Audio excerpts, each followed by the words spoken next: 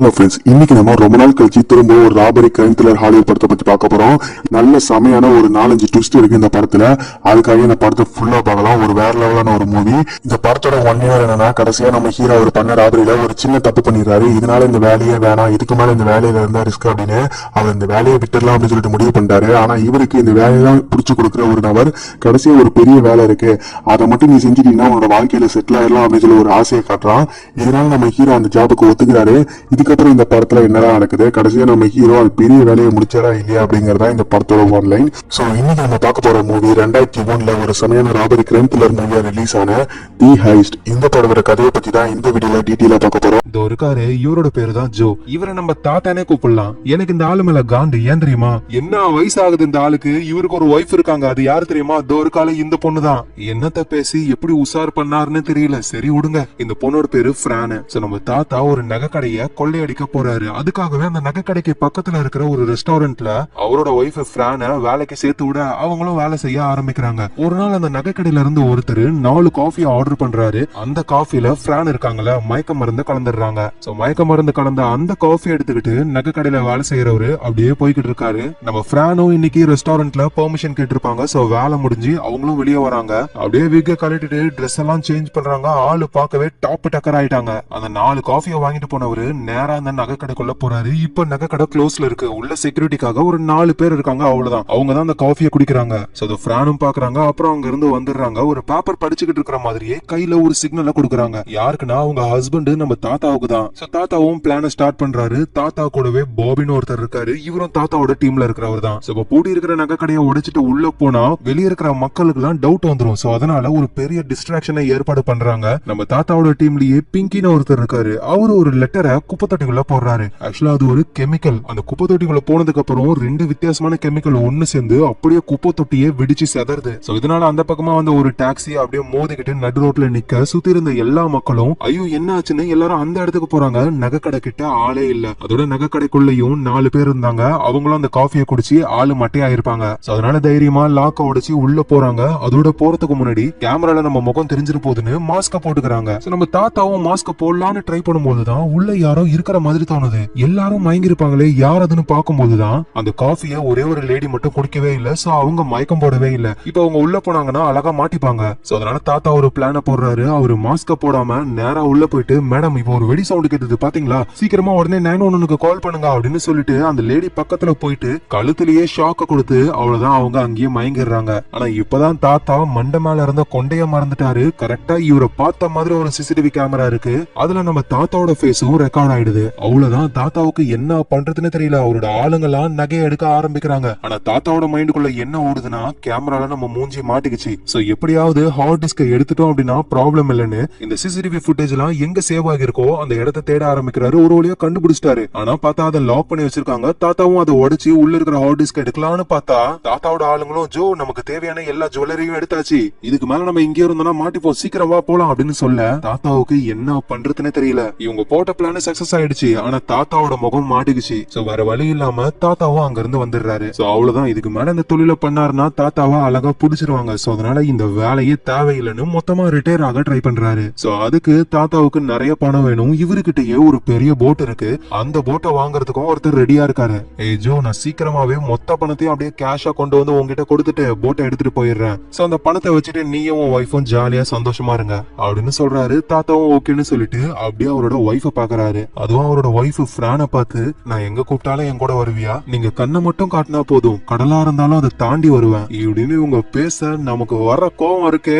சரி விடுங்க, தாத்தாவுக்கு உடம்புல எங்கேயும் மச்சம் இருக்குன்னு நினைக்கிறேன். அதான் பிரான உசார் பண்ணிட்டாரு. சரி எது என்னவோ. இப்ப நகை கடையில கொள்ளையடிச்சாங்கல்ல, அதுல அவரோட பங்கு வந்த உடனேயுமே கண் காணாத ஏதாவது ஒரு இடத்துக்கு அவங்க போயிடுவாங்க. அடுத்த நாள் ஆகுது. நம்ம தாத்தாவும் அவரோட ஃப்ரெண்டு பாபியும் மிக்கி அப்படின்ற ஒருத்தரை மீட் பண்ண போறாங்க. இந்த மிக்கின்றவர் தான் எதை கொள்ளையடிக்கணும்னு சொல்லுவாரு. நம்ம தாத்தா பிளான் போட்டு அதை கொள்ளையடிச்சு கொடுப்பாரு. இவரு பணத்தையும் கொடுப்பாரு. அதே மாதிரி தாத்தாவும் மிக்கி கிட்ட வந்து, நாங்க அந்த நகை கடையில கொள்ளையடிச்சோம்ல, அதுக்கான கமிஷன் பணத்தை கொடுக்கவே இல்ல. அட ஜோ, பணத்தை கொடுக்காம நான் எங்க போக போறேன், இப்பதானே நகை வந்திருக்கு, அதை உருக்கி வித்து அதுக்கப்புறம் தான் உனக்கு பணத்தையே கொடுக்க முடியும். உடனே தாத்தாவும், அது வரைக்கும் எனக்கு டைம் இல்ல, என்னோட முகமும் சிசிடிவி கேமரா மாட்டிக்கிச்சு, அவ்வளவுதான், இந்த தொழில இருந்து மொத்தமா நான் ரிட்டையர் ஆக போறேன். இதை கேட்டு மிக்கி ஷாக் ஆகுறாரு. என்னது, நீ ரிட்டையர் ஆக போறியா? யோ, இப்பதான் ஒரு சூப்பரான வேலை வந்திருக்கு, அந்த வேலையை மட்டும் முடிச்சிட்டோன்னு வச்சுக்க, நீ செட்டில்டு, நான் செட்டில்டு, அவ்வளவு ஏன் இங்க இருக்கிற எல்லாருமே செட்டில்ட் ஆயிடலாம். அந்த அளவுக்கு சூப்பரான வேலை அது. ஐயோ மிக்கி, என்னால இதுக்கப்புறம் எந்த வேலையும் செய்ய முடியாது, நீ வேற யாரையாவது வச்சு பாத்துக்கோ. அட ஜோ, உன் அளவுக்கு திறமையான இன்னொரு ஆளை நான் எப்படி கண்டுபிடிக்கிறது? நீ தான் அதை பண்ணணும். ஐம் சாரி, என்னால முடியாது. ஓ முடியாதா? சரி ஓகே, என்னால பணத்தை கொடுக்க முடியாது அப்படின்னு அந்த மிக்கி ஓவரா பண்றாரு. தாத்தா கூட வந்த பாபியும் செமையா கடுப்பாக்குறாரு. சண்டெல்லாம் போடுறாங்க. உங்ககிட்ட இருந்து எப்படி பணத்தை வாங்கணும்னு எங்களுக்கு தெரியும்னு தாத்தாவும் அவரோட ஃப்ரெண்டும் கோச்சுக்கிட்டு அங்க இருந்து வந்துடுறாங்க. மிக்கியும் பின்னாடியே வராரு. ஜோ சொல்றத புரிஞ்சுக்கோ ஜோ, இது ரொம்ப ரொம்ப முக்கியமான வேலை, இதை நீ செஞ்சே ஆகணும் அப்படின்னு சொல்லியும் தாத்தா அதெல்லாம் கண்டுக்காம போய்கிட்டே இருக்காரு. சோ மிக்கியும் பின்னாடி வந்து தாத்தாவை அகைன் மீட் பண்ணி இந்த ஆஃபரை கொடுக்க தாத்தாவும் ஒரு வழியா ஓகேன்னு சொல்லிடுறாரு. ஆனா இப்ப நாங்க பண்ண அந்த வேலைக்கு காசு உடனே கொடுக்கணும்னு கேட்க மிக்கியும் காசை உடனே கொடுத்துடுறாரு. சோ அடுத்தது தாத்தா பண்ண போற வேலை என்னன்னா ஒரு கார்கோ பிளைட். ஒரு இடத்துல இருந்து இன்னொரு இடத்துக்கு நிறைய பெரிய பொருட்களை சீக்கிரமா அனுப்புறதுக்கு இந்த கார்கோ பிளைட்டை யூஸ் பண்ணுவாங்க. சோ அந்த மாதிரி கார்கோ பிளைட்ல நிறைய கோல்டு பிஸ்கெட்டை அனுப்புறாங்க. சோ அந்த கோல்டு பிஸ்கெட்டை ஆட்டைய போட்டா வேற லெவல்ல செட்டில் ஆகலாம் அப்படின்றதுதான் பிளானு. சோ தாத்தாவும் அதெல்லாம் பிரச்சனையே இல்ல, அழகா தூக்கிடலாம் அப்படின்னு சொல்ல, ஆனா மிக்கி ஒரு கண்டிஷனை போடுறாரு. நீங்க பண்ற இந்த வேலையில என்னோட அண்ணன் பையன் ஒருத்தன் ஜிம்மி, அவனும் கூடவே வருவான்னு சொல்றாரு. சோ இந்த மிக்கின்றவரு ஏதோ ஒண்ணு பிளான் பண்றாருன்னு தாத்தாவும் புரிஞ்சுக்கிட்டு அதெல்லாம் எந்த பிரச்சனையும் இல்ல, அவன் கூட வரட்டும் அப்படின்னு ஓகேன்னு சொல்லிடுறாரு. சோ நம்ம தாத்தாவோட ஒய்ஃப் பிரான பார்த்து நம்ம எந்த அளவுக்கு காண்டானமோ அதே அளவுக்கு தான் அந்த ஜிம்மியும் காண்டாக்குறாரு. என்ன இந்த பொண்ணு இவ்வளவு அழகா இருக்கா, ஆனா இந்த கிழட்டு பையனை கல்யாணம் பண்ணிருக்காளே, பேசாம இவளை நம்ம உசார் பண்ணிடலாமா அப்படின்னு பிரான் மேல ஜிம்மிக்கு ஒரு கண்ணு. அதோட பிரான் இப்போ ஒரு பார்ல ஒர்க் பண்ணிக்கிட்டு இருக்காங்க. அந்த இடத்துல ஒரு செக்யூரிட்டி ஆபீசர் குடிச்சுக்கிட்டு இருக்காங்க. அவங்க ஒரு லேடி. இவங்க தான் அந்த ஏர்போர்ட்டோடைய செக்யூரிட்டி ஹெட். சோ அந்த இடத்துக்கு நம்ம ஜோ தாத்தா வராரு. அவரை பார்த்த உடனே பிரான் ஒரு சீனை போடுறாங்க அந்த செக்யூரிட்டி கிட்ட. ஐயோ என்னங்க இவரு முன்னாடி குடிச்சுக்கிட்டு இருக்கீங்க, ஏன் குடிச்சா என்ன, யார் அவன்? ஐயோ அவரு FAA சேர்ந்தவரு. உங்களை மாதிரி பெரிய பெரிய இடத்துல ஒர்க் பண்ற கார்ட்ஸ் எல்லாம் டியூட்டி டைம்ல குடிச்சாங்கன்னா அப்படியே உங்களை வேலையை விட்டு தூக்கிடுவாங்க. இதை கேட்ட உடனே அந்த செக்யூரிட்டி கார்டும் பயப்படுறாங்க. ஆனா ஜோ அப்படியே கண்டுக்காம அங்க இருந்து போயிடுறாரு. இந்த செக்யூரிட்டி கார்டு ஜோவோட முகத்தை நல்லா பாத்துக்கிறாங்க. அந்த கார்கோ பிளைட் எல்லாம் வர ஏர்போர்ட்டுக்கு பக்கத்திலேயே ரோடு ஒர்க்கர்ஸ் மாதிரி ட்ரெஸ் எல்லாம் போட்டுக்கிட்டு ஏர்போர்ட்டுக்குள்ள ஒரு இடத்துல பாம்பு வெடிக்கிற மாதிரி ட்ரிகர் ஒயர் எல்லாம் செட் பண்றாங்க. சோ மொத்த வேலையும் நம்ம தாத்தாவும் அவரோட ஃப்ரெண்டு பாபியும் பாத்துக்கிறாங்க.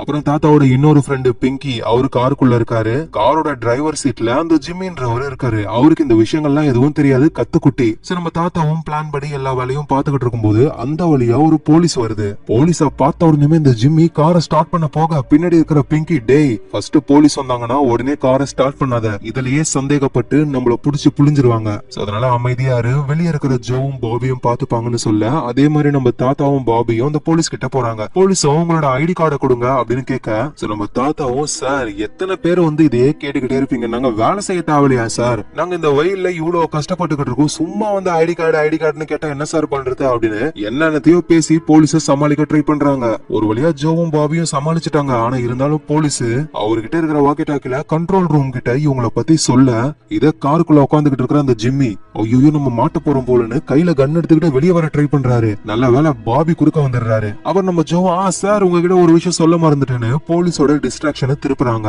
சோ பாபியும் ஜிம்மி கிட்ட வந்து ஒழுங்கு மரியாதையா உள்ள போடா, எல்லா பிளானையும் கெடுத்துருவ போலயே அப்படின்னு ஜிம்மிய ஓரமா உட்கார வைக்க, ஜோவும் முடிஞ்ச வரைக்கும் போலீஸ சமாளிக்கிறாரு. ஆனா இவங்க மேல போலீஸ்க்கு டவுட் வருது. சோ கார் எல்லாம் நல்லா நோட் பண்ணிட்டு போலீஸ் அங்க இருந்து போயிடுறாங்க. சோ தாத்தாவும் காருக்குள்ள வர்றாரு. அந்த ஜிம்மிய போட்டு கிளின்னு கிளிக்கிறாரு. டேய் ஃபர்ஸ்ட் நீ எங்க கூட வந்ததே தப்பு, வந்துட்டு சும்மா கம்முன்னு இருக்காம தேவையில்லாம கண்ணை காட்டி மொத்தமா கூண்டோட போயிருப்போம் எல்லாரும். ஆனா ஜோ நான் ஹெல்ப் பண்ண தான் ட்ரை பண்ண, கிழிச்ச. இப்ப போலீஸ் நம்ம காரை நோட் பண்ணிட்டாங்க, இதுக்கப்புறம் இந்த காரை நம்மளால யூஸ் பண்ணவே முடியாது. சோ தாத்தாவும் பின்னாடி இருக்கிற பிங்கி கிட்ட, பிங்கி நீ என்ன பண்ணுவெல்லாம் தெரியாது, சீக்கிரமா இந்த காரை உரு தெரியாம அழிச்சிரு அப்படின்னு சொல்லிடுறாரு. சோ அடுத்த நாள் ஆகுது. நம்ம தாத்தாவோட வீட்டுல எல்லாரும் சேர்ந்து பிளான் போட்டுக்கிட்டு இருக்காங்க, எப்படி எப்படி கொள்ளையடிக்கலான்னு. இறங்கி வேலையை செய்ய போற நம்ம தாத்தா, பிங்கி, பாபி இவங்கெல்லாம் கம்முன்னு இருக்காங்க. ஆனா ஒண்ணுத்துக்கும் உதவாத இந்த ஜிம்மி அவரு சொல்றாராம் பிளான, இங்க பாருங்க என்ன ஆனாலும் சரி இந்த பிளான நம்ம சக்சஸ்ஃபுல்லா முடிச்சே ஆகணும், புரியுதா? இதை முடிச்சிட்டோம்னு வச்சுக்கோங்க நம்ம எல்லாரோட லைஃபும் செட்டில்டு. யோ தாத்தா உன் லைஃபும் செட்டில் தான், தோற்கால அழகான ஒய்ஃப், அவளை கூட்டிட்டு நீ ஊர் ஊரா சுத்தலாம். என்ன கொஞ்சம் எனக்கு வயிறு எரியுது, சரி சரி பிளான நம்ம பக்காவா பண்ணலாம், என்ன சொல்றீங்க இப்படின்னு உங்க பேசிக்கிட்டு இருக்கும்போது ஒரு போன் கால் வருது. பிங்கி தான் போயிட்டு அட்டன் பண்றாரு. அப்படியே ஷாக்ல தாத்தா கிட்டயும் வராரு.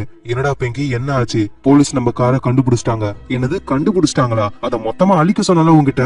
நானும் அழிக்கலாம் தான் நினைச்சேன், சரி அப்புறம் பண்ணிக்கலான்னு என் சொந்தக்காரன் ஒருத்தன் வீட்டுல விட்டு இருந்தேன். ஆனா போலீஸ் கண்டுபிடிச்சிட்டாங்களாம். சரி ஏதோ ஒண்ணு காரோட தானே கண்டுபிடிச்சாங்க, பிரச்சனை இல்ல. இல்ல ஜோ, காரோட டேஷ்போர்ட்ல நம்மளோட பிளான் மொத்தமா இருக்கு. சோ இதை கேட்டு எல்லாரும் ஷாக் ஆகுறாங்க. அப்படின்னா போலீஸ்க்கு நம்ம பிளான் தெரிஞ்சிருக்கோம், இதுக்கப்புறம் நம்மளால எதுவும் பண்ண முடியாது, இந்த பிளான தேவையில்லை அப்படின்னு பாபி சொல்றாரு. ஆனா நம்ம ஜோ நம்ம கண்டிப்பா அந்த பிளான பண்ணிதான் ஆகணும்னு சொல்ல, ஜோவுக்கு இந்த விஷயம் சுத்தமா பிடிக்கவே இல்ல. இதுக்கப்புறம் இந்த பிளான்ல நான் கிடையாதுன்னு அவரு கோச்சிட்டு போயிடுறாரு. சோ அவ்வளவுதான், பிளான் மொத்தமா ஊத்திக்கிச்சு. ஜிம்மி கிட்டயும் நீ போயிட்டு உன்னோட அங்கிள் மிக்கி கிட்ட இந்த விஷயத்த போய் சொல்லுன்னு அனுப்பி விட்டுறாங்க. சோ ஜிம்மி அங்க இருந்து போனதுக்கு அப்புறம் பிங்கியும் நம்ம தாத்தாவும் சிரிக்கிறாங்க. ஏன்னா இது எல்லாமே பக்காவா போட்ட பிளான். ஏன்னா நம்ம தாத்தாவுக்கும் அவரோட டீமுக்கும் இந்த வேலையை செய்ய சுத்தமா பிடிக்கவே இல்ல. ஆனா அந்த வேலையை செஞ்சாதான் காசு கொடுப்பேன்னு அந்த மிக்கி சொல்றாரா. சோ அதனால வேலையை செய்யற மாதிரி ஓகே சொல்லி அப்புறம் போலீஸ்க்கு நம்ம பிளான் தெரிஞ்சிச்சு. இதுக்கப்புறம் நம்மளால எதுவும் பண்ண முடியாதுன்னு இந்த பிளானையே ஊத்தி மூடிடுறாங்க. சோ பாபியும் கூச்சிட்டு போற மாதிரி ஒரு சீனை போட்டு அங்க இருந்து போயிடுறாரு. சோ பிங்கி அவரோட லைஃப பார்க்க போறாரு. அதோட நம்ம தாத்தா அவரோட போட்டை வாங்குறதுக்கு ஒருத்தர் பணம் கொண்டு வரேன்னு சொன்னார்ல,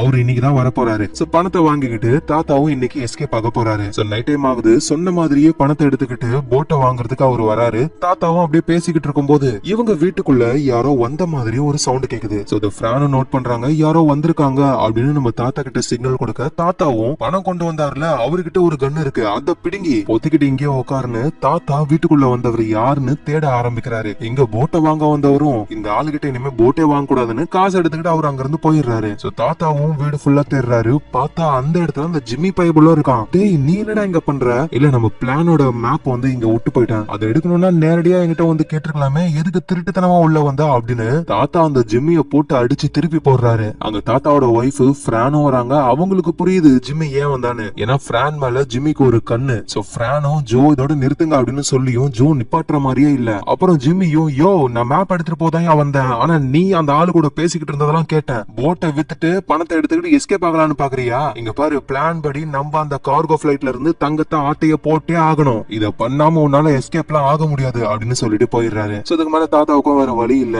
அவரோட ஃப்ரெண்ட்ஸுங்களை எல்லாம் கூப்பிட்டு திரும்பவும் நம்ம பிளான ஆரம்பிக்கணும், வேற வழி இல்லன்னு சொல்றாரு. அதோட பிரானும் தாத்தா கிட்ட அவன் நைட்டு ஏன் தெரியுமா வந்தான், எனக்காக வந்திருக்கான், ஏன்னா என்ன உசார் பண்ணணும்னு அவன் நினைக்கிறான் அப்படின்னு சொல்ல, ஓஹோ கேப்ல இதெல்லாம் நடக்குதா, சரி ஓகே ஃபர்ஸ்ட் இந்த வேலையை முடிப்போம் அப்படின்னு வேலையில இறங்குறாங்க. சோ அடுத்த மாசம் அந்த கோல்டு பிஸ்கெட் எல்லாம் எந்த கார்கோ பிளைட்ல ஏத்துறாங்க அப்படின்ற விஷயங்கள் எல்லாம் கலெக்ட் பண்ணி வச்சு நம்ம தாத்தா ஒரு பெரிய பிளான போட்டுக்கிட்டு இருக்காரு. சோ அதுக்கான பிளானும் வருது. ஃபர்ஸ்ட் இவங்க ஏர்போர்ட்குள்ள பாம்பு அடிக்கிற மாதிரி ஒரு பாம்பு செட் பண்றாங்க. சோ ஏர்போர்ட்ன்றது ரொம்ப பெருசா இருக்கிறதுனால ஆள் நடமாட்டம், செக்யூரிட்டி, சிசிடிவி கேமரா எல்லாம் இல்லாத இடமா பார்த்து இந்த வேலையை அவங்க முடிச்சிடுறாங்க. சோ அடுத்தது நம்ம ஜோ தாத்தா நேரா அந்த ஏர்போர்ட்டோட செக்யூரிட்டி கார்டு லீடரா பாக்குறாரு. அது அந்த லேடி. அவங்க ஜோவை பார்த்த உடனே ஐயோ சார் ப்ளீஸ் என்ன வேலையை விட்டு தூக்கிடாதீங்க, நீங்க எஃப்ஏவை சேர்ந்தவர்னு எனக்கு தெரியும், ப்ளீஸ் சார் எனக்கு 2 புள்ள குட்டிங்க இருக்காங்க அப்படி இப்படின்னு அந்த லேடி கெஞ்சுறாங்க. நம்ம ஜோவும் சரி சரி ஓகே அழுவாத, மாஸ்டர் கீ உங்ககிட்ட தானே இருக்கு, அந்த கீஸை என்கிட்ட கொடுத்துட்டு கொஞ்ச நேரம் இந்த இடத்துல இருக்க கூடாது, நீங்க இருந்து போகணும், என்ன பண்ண போறீங்க? இல்ல என்கிட்ட ஒரு டூல் பாக்ஸ் இருக்கு, அதை எடுத்துக்கிட்டு உன்னோட செக்யூரிட்டி லைனை தாண்டி போக முடியுமான்னு பாக்க போறேன். சரி சார் நீங்க என்ன வேணாலும் பண்ணுங்க, என்ன வேலையை விட்டு தூக்காம இருந்தா போதும் அப்படின்னு சொல்லிட்டு அந்த லேடி அங்க இருந்து போக, சரி நம்ம ஜோ தாத்தாவும் அங்க ஏதோ வேலை செய்ய வந்தவர் மாதிரியே ஒரு டூல் பாக்ஸ் எடுத்துக்கிட்டு போயிட்டு சீனை போடுறாரு. ஆனா யாரா இருந்தாலும் செக் பண்ணி தான் அனுப்புவாங்க, ஏதாவது மெட்டல் நம்ம உடம்புல இருந்தாலே அவ்வளவுதான் காலி. சோ என்ன பண்ணலாம்னு தாத்தாவும் யோசிச்சு, சார் டூல்ஸ் இங்கே இருக்கட்டும், நான் வெளியே போயிட்டு ஒரு டீ அடிச்சுட்டு வரேன்ட்டு வெளியே போயிட்டு காஃபியா வாங்கிக்கிட்டு திரும்பவும் உள்ள வராரு. சோ செக் பண்ற இடமும் வந்தாச்சு, உங்ககிட்ட கீஸ் ஏதாவது இருந்தா இங்க வைங்க அப்படின்னு அங்க இருந்து ஒரு காட் சொல்ல, சோ தாத்தாவும் அவர்கிட்ட இருக்கிற கீஸ் அப்புறம் அவர் குடிக்க வச்சிருந்த காஃபி அதெல்லாம் ஓரமா வச்சுட்டு சோ இவர் அந்த செக்யூரிட்டி சிஸ்டம்குள்ள போறாரு.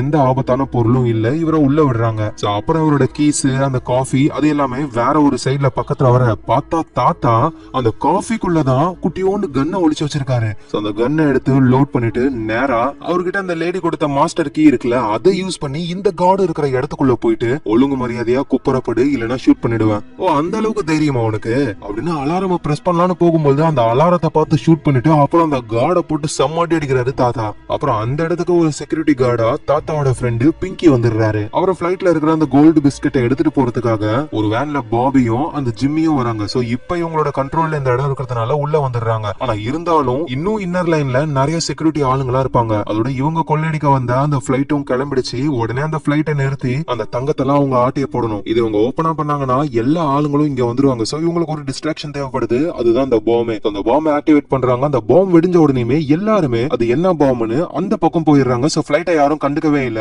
இப்ப பிளைட்டுக்கு குறுக்க போயிட்டு ஏர்போர்ட்ல வேலை செய்யறவங்க மாதிரியே சார் வண்டியை நிறுத்துங்க, பிளைட்டை டேக் ஆஃப் பண்ணாதீங்க, எமர்ஜென்சி அப்படின்னு சொல்லி பிளைட்டுக்குள்ள போயிட்டு ஸ்மோக் பாம்பை போட்டு அந்த பைலட்ஸ் அங்கேயே மயங்கிடுறாங்க. நம்ம ஜோ தாத்தாவும் அவரோட ஃப்ரெண்டு பாபியும் மட்டும் பிளைட்டுக்குள்ள போயிட்டு கோல்டு இருக்கிற அந்த பாக்ஸஸ் எல்லாம் பாக்குறாங்க. கீழே அந்த ஜிமின்ற பைப்புல அவங்க ஓடிட்டு வந்து அந்த வேனை ஓபன் பண்றாரு. உள்ள ஒரு இன்ஜின் இருக்கு. ஆக்சுவலா அது இன்ஜின் கிடையாது, அது ஒரு சீக்ரெட் லாக்கர். சோ ஜிம்மி அந்த லாக்கரை ஓபன் பண்ணி வச்சுட்டு ஒரு ஏணியை தூக்கி நேரா பிளைட் கிட்ட வச்சுட்டு, யோ ஜோ பாபி என்னையா பண்றீங்க, போலீஸ் வந்துட போறாங்க, சீக்கிரமா எல்லாத்தையும் அனுப்புங்கன்னு சொல்ல சோ அந்த கோல்டு இருக்கிற பாக்ஸஸ் எல்லாம் அப்படியே அனுப்புறாங்க. ஜிம்மி வந்து எல்லாத்தையும் பேக் பண்றாரு. சோ அப்புறம் விஷயம் போலீஸுக்கு தெரிய வந்து அவங்க இங்க வர்றதுக்குள்ளேயே இந்த வேன்லயே எஸ்கேப் ஆகி போறாங்க. அதுவும் நம்ம ஜோ தாத்தாலாம் அதுல இருந்து ஒரே ஒரு தங்க பிஸ்கெட் மட்டும் எடுத்து பாத்தியா நம்ம கோடீஸ்வரங்க அப்படின்னு ரொம்ப சந்தோஷப்படுறாரு. சோ ஏர்போர்ட்டுக்கு பக்கத்திலேயே ஒரு கராஜுக்குள்ள இவங்க போறாங்க. இவங்க வந்த வண்டியை டோட்டலா சேஞ்ச் பண்றாங்க. சோ பிங்கியும் செக்யூரிட்டி கார்டா இருந்தார்ல அங்க இருந்து அவர் எஸ்கேப் ஆகி வந்துட்டாரு. அப்புறம் ட்ரக் எல்லாம் டோ பண்ற ஒரு வெஹிக்கிளுக்கு கால் பண்ணி கூப்பிடுறாங்க. நாங்க 4 மணில இருந்து வெயிட் பண்ணிக்கிட்டு இருக்கோம், சீக்கிரம் வாங்க அப்படின்னு சொல்றாங்க.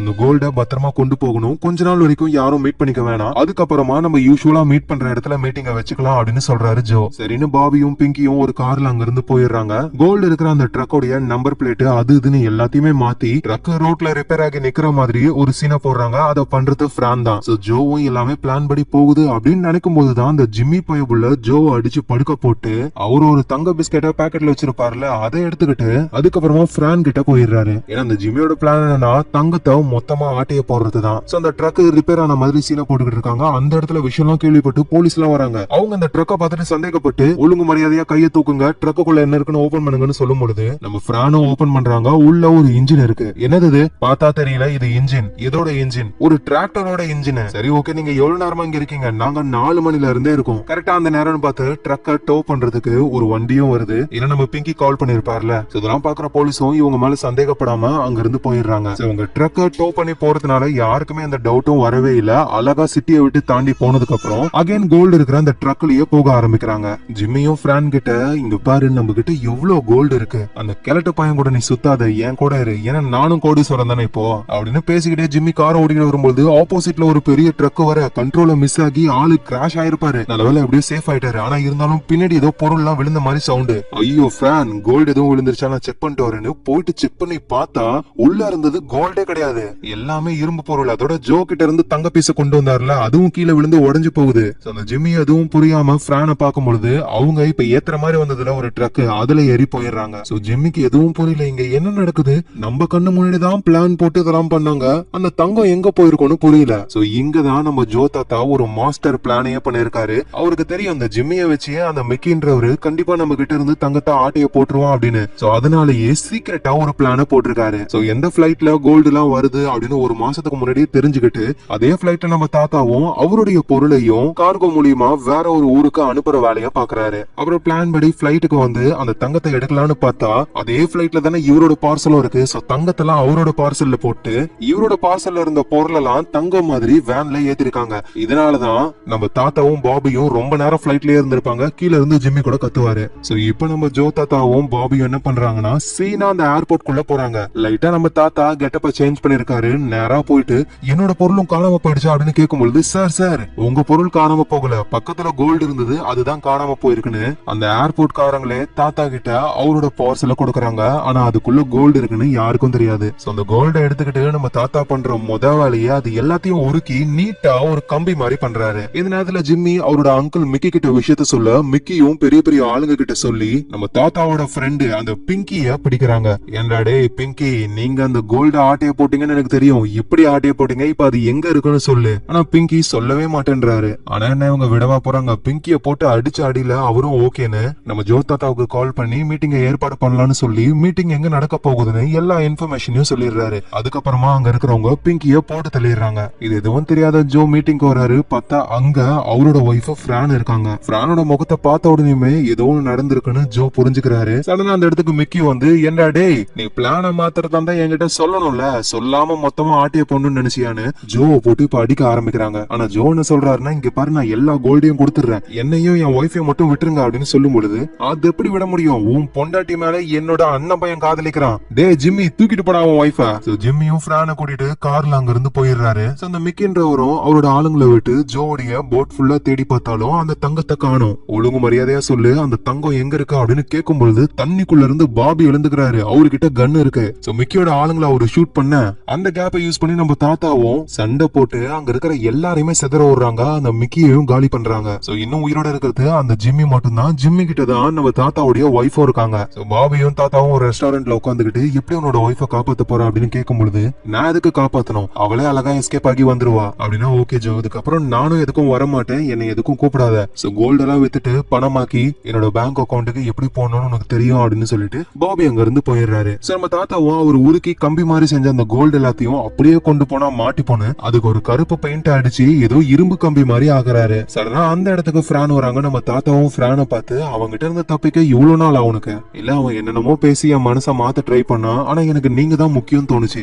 ஆமா, அந்த தங்கம்லாம் எங்க இருக்கு? இதோ எல்லாமே ட்ரக்ல தான் இருக்கு, ஃபுல்லா கருப்பு பெயிண்ட் அடிச்சு இரும்பு மாதிரி ஆக்கிட்டேன் இப்படின்னு பேசிக்கிட்டு இருக்கும்போது அந்த இடத்துக்கு ஜிம்மி வராரு. மாட்னியா யோ கிளவா, உன் பொண்டாட்டியும் நான் உசார் பண்ணிட்டேன், இப்போ உன்கிட்ட இருக்கிற தங்கத்தையும் உசார் பண்ண போறேன். இந்த தங்கத்தை வித்து நானும் உன் ஒய்ஃபும் ரொம்ப சந்தோஷமா இருக்க போறோம். எனக்கு உன்னை இங்கே கொல்லணும்னு ஆசைதான், ஆனா உன் பொண்டாட்டி உன்னை கொல்லக்கூடாதுன்னு சொல்லிட்டா. சரி, நானும் அவளும் போயிட்டு வரட்டுமா? எங்க நம்ம ஜோ தாத்தாவுக்கு என்ன சொல்றதுன்னு தெரியல. நான் உன்னை நம்புன்னு ஏன் இந்த மாதிரி பண்ணிட்டேன்? பின்ன எவ்வளவு நாள் தான் நான் உன் கூடவே இருக்கிறது? எது என்னவோ, நீ எப்பவுமே சூப்பரா பிளான் போடுவ, ஆனா இந்த தடவை எல்லாமே சொதப்பிக்குச்சுன்னு சொல்லிட்டு அந்த ஜிம்மி கூட சேர்ந்து கோல்டு இருக்கிற அந்த ட்ரக்கை எடுத்துக்கிட்டு அங்க இருந்து அவங்க போயிடுறாங்க. நம்ம தாத்தாவும் அப்படியே சோகமா இருக்கிற பழைய ட்ரக் எடுத்துக்கிட்டு அங்க இருந்து போகலான்னு ட்ரை பண்ணும் பொழுது அவரு ட்ரக்ல கருப்பு கலர் பெயிண்ட் அடிச்ச ஒரு கம்பி இருக்கு. அது ஒரு இடத்துல உரசன உடனே அப்படியே உள்ள இருக்கிற தங்கம் தெரியுது.